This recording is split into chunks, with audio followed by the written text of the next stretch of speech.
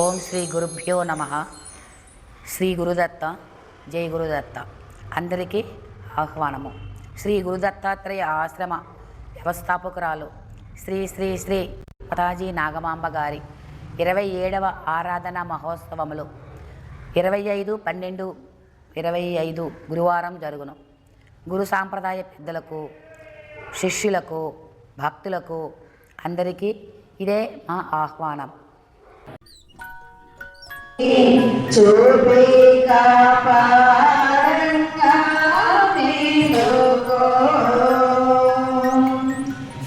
ఆత్మ తేజమో సాధన గురులై సారువల్ కొండారు.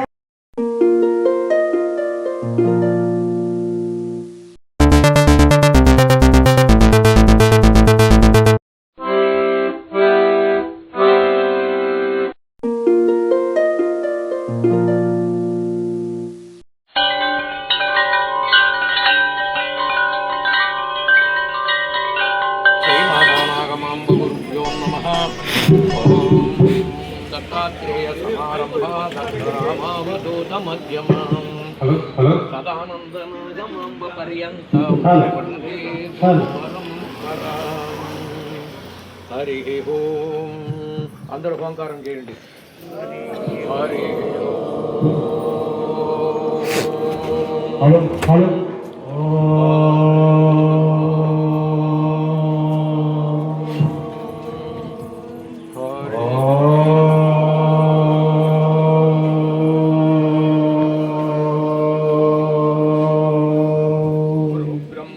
गुरुविष्णु गुरुदेवो महेश्वरः गुरु साक्षात् परब्रह्म तस्मै श्री गुरुवे नमः. ओम अखंडमंडलाकारं व्याप्तं येन चराचरं तत्पदं दर्शितं येन तस्मै श्री गुरुवे नमः. ओम ब्रह्मादिभ्यो ब्रह्म विद्या संप्रदाय कर्तृभ्यो वंश ऋषिभ्यो महाभ्यो नमो गुरुभ्यो नमः.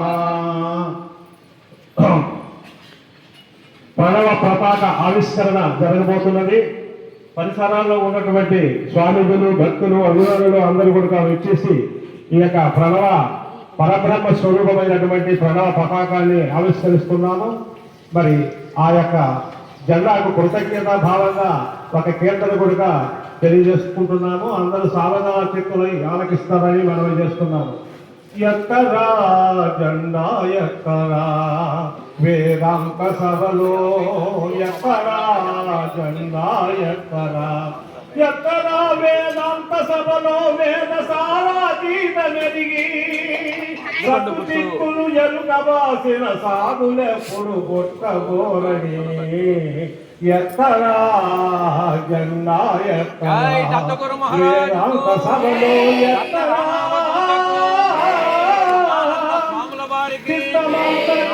మనగకు చిత్తమే సంసారపాయను జ్ఞానాయుగములము ముక్తరాయను ఉన్నదెరిగిన.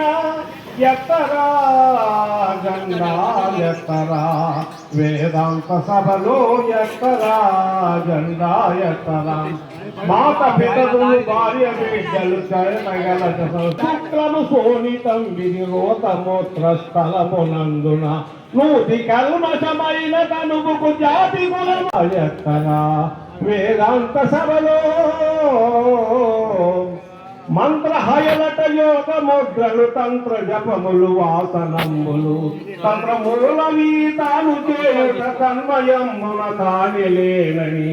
ఎత్తరా జెండా ఎత్తరా వేదాంత సభలో. బయలు బయలని భ్రాంతిలో ఎలా బయలు చిక్కల ఎనిది కొందరు బయలు భూతాకాశమందున బయలు నానగ బలిగిరిచ్చు. ఎత్తరా లేనలేరని.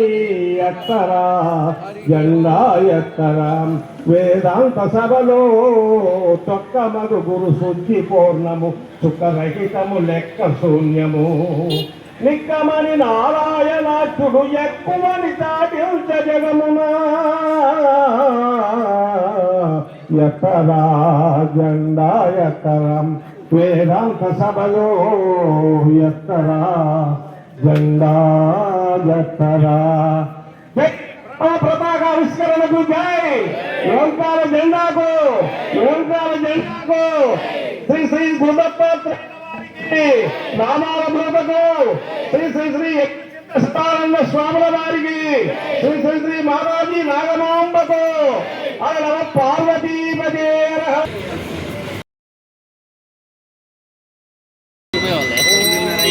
మంగళం గురుదేవాయ మహనీయ గుణాత్మనే సర్వలోక శరణ్యాయ పాదరూపాయ మంగళం. ఓం శ్రీమాతానామ గురుభ్యో నమః. సర్వమంగళమాంగళ్యే శివే సర్వార్థసాధకే శరణ్యే త్రయంబకే దేవీ నారాయణీ నమోస్తుతే. హరి ఓం. జై గురుదత్త మహారాజ్ కి జై. రామావధూతకు సదానంద స్వాముల వారికి, నాగమాంబ గురుమాతకు, హరణమ పార్వతీ పతయే హర మహాదేవ.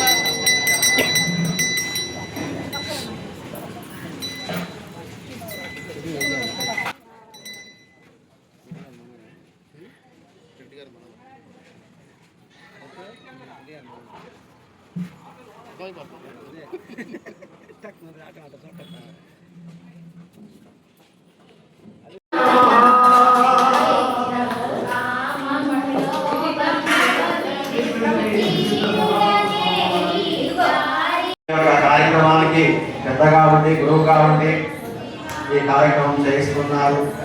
ఆయన యొక్క కృప, అమ్మవారి యొక్క దయ, సదానంద స్వామి యొక్క దయ మనందరి మీద ఉండాలని కోరుకుంటున్నాము. జై గురుదత్త. సాంప్రదాయం మనందరూ ఒకటే, బ్రహ్మ విద్య. దీంతో బ్రహ్మతత్వాన్ని తెలుసుకునేటటువంటి విద్య. ఆ బ్రహ్మతత్వం ద్వారాగా నేను ఎక్కడి నుంచి వచ్చాను, ఎక్కడికి వెళ్తున్నాను, వచ్చింది మనకు తెలియదు, వెళ్ళిన తర్వాత మనకు తెలియదు. మధ్యలో ఉన్నది చాలా తక్కువ సమయం అనుకుంటున్నాం. చాలా సంవత్సరాలు ఉన్నాయి, చాలా ఆయుష్ ఉంది అనే భావంతో ఉంటున్నామే కానీ చాలా తక్కువ సమయం. కానీ మనం వచ్చింది ఎట్లా వచ్చామో అనేది మనకి తెలియబడితే పోయేది ఎలా పోతున్నామో తెలియబడుతుంది. అసలు వచ్చిన కారణం ఏదో తెలియాలి మనకు. వచ్చిన కారణం ఏంటి? మనకి 3 రకాలు ఉంటాయి. ప్రారంభం ఉంటుంది, ఆగాయం ఉంటుంది, సంచితం ఉంటుంది. సంచితం అనేది పూర్వజన్మ చేసుకుని సుకృతం ఉంటుంది.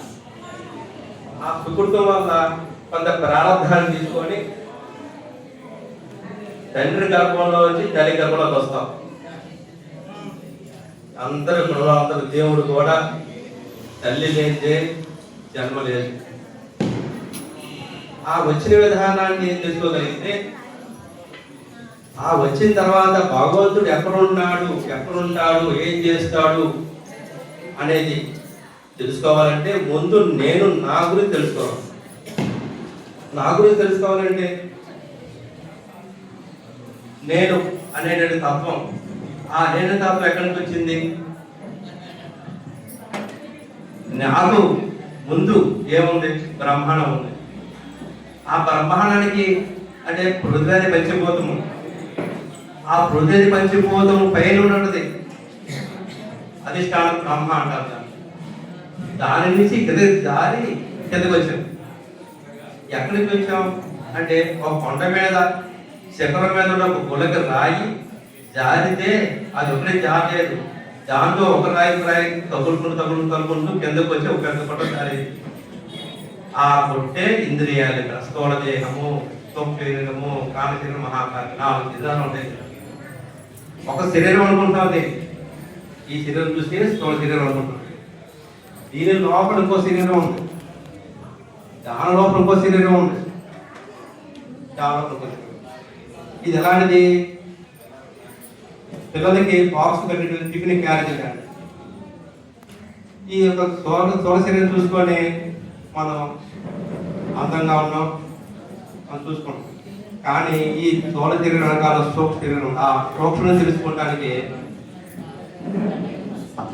తారక యోగం, ఆధారము, స్వాధిష్టానము, మణిపూర్వకము, అనాహతము, విశుద్ధము, ఆగ్నేయము, సహస్రారం, ఇది తారక యోగం అంటారు.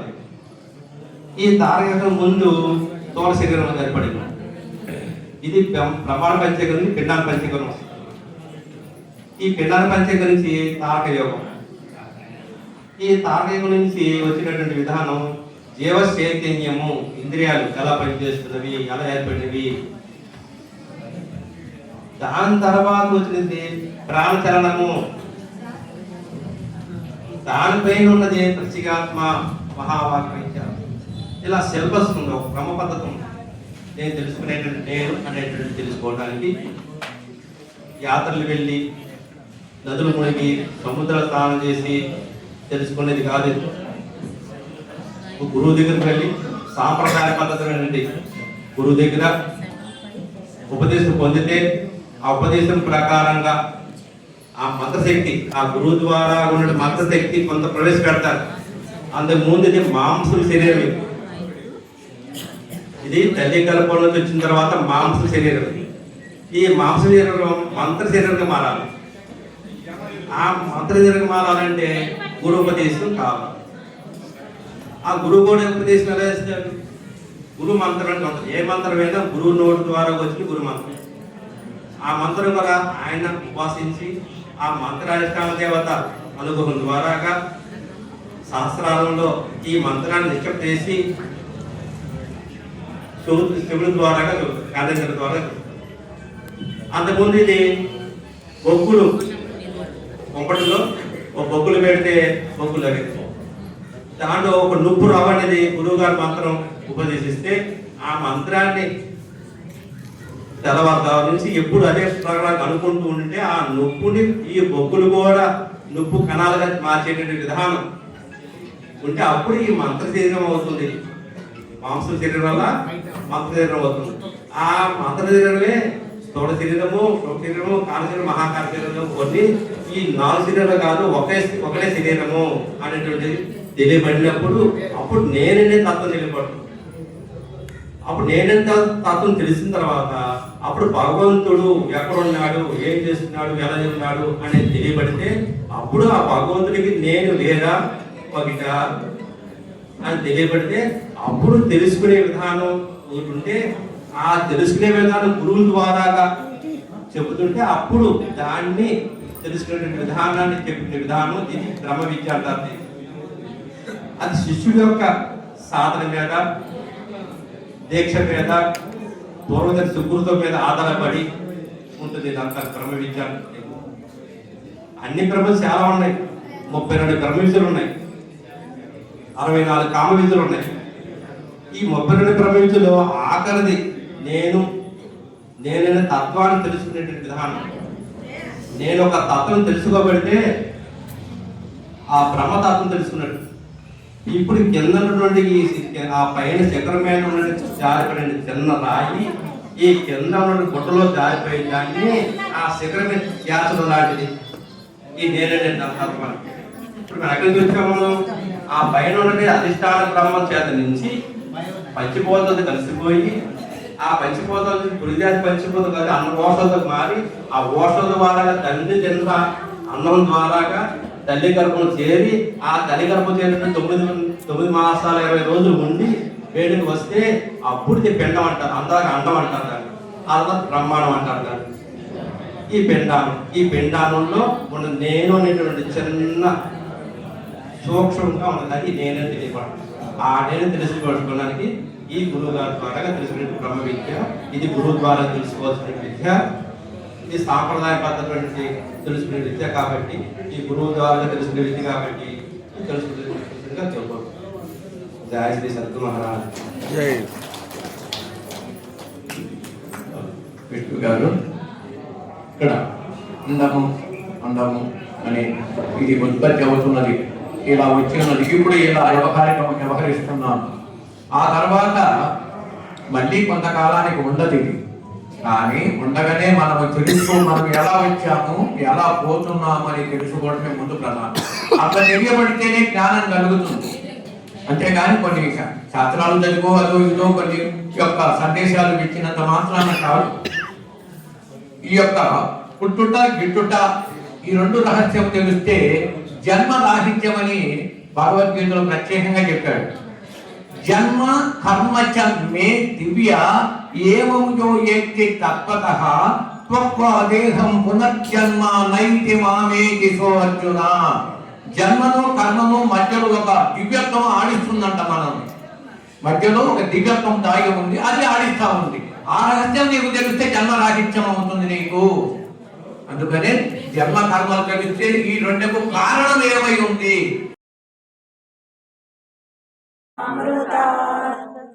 దత్తాత్రేయ సమారంభ దత్తరామావధూత మధ్యమ సదానందనాగమాంబ పర్యంత వందే గురు పరంపరా. ఓం శ్రీ సద్గురు పరబ్రహ్మణే నమః. నానావిధ పరిమళ పత్ర పుష్ప నైవేద్యం సమర్పయామి. నైవేద్యమంతరం ఆనంద కర్పూర నీరాజనం కరిష్యే. గంట తీసుకోండి ఒకళ్ళు ముందు నుంచి. ఓం మంగళం గురుదేవాయ మహనీయ మహాత్మనే సర్వలోక శరణ్యాయ సాధురూపాయ మంగళం. ఓం మంగళం గురుదేవాయ మహనీయ గుణాత్మనే సర్వలోక శరణ్యాయ సాధురూపాయ మంగళం. మంగళం గురుదేవాయ మహనీయ గుణాత్మనే సర్వలోక శరణ్యాయ సాధురూపాయ మంగళం. జయ జయ మంగళం నిత్య శుభమంగళం.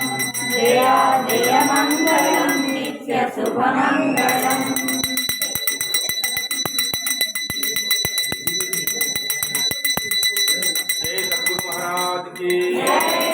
మాతాజీ నాగమాంబ గురుదేవులకు సదానంద స్వాముల వారికి, రామావధూత స్వాముల వారికి, దత్తగురు మహారాజుకి, దత్తగురు మహారాజుకి.